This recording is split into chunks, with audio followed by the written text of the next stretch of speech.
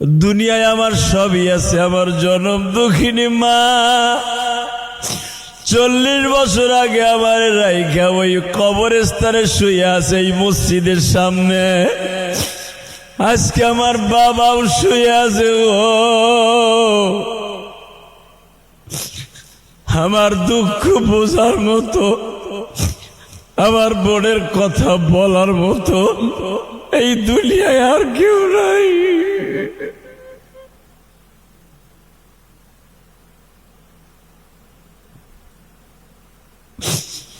আমি সারা দুনিয়ার প্রবাসী সহ বাংলাদেশ সহ প্রবাসী ভাইরা যারা আমার বয়ান শুনবেন, আমি আপনাদের হাতে পায়ে ধরে বলবো, যতদিন মা বাবা বেঁচে আছে কোনদিন মা বাবার সাথে বিয়ে করেন না।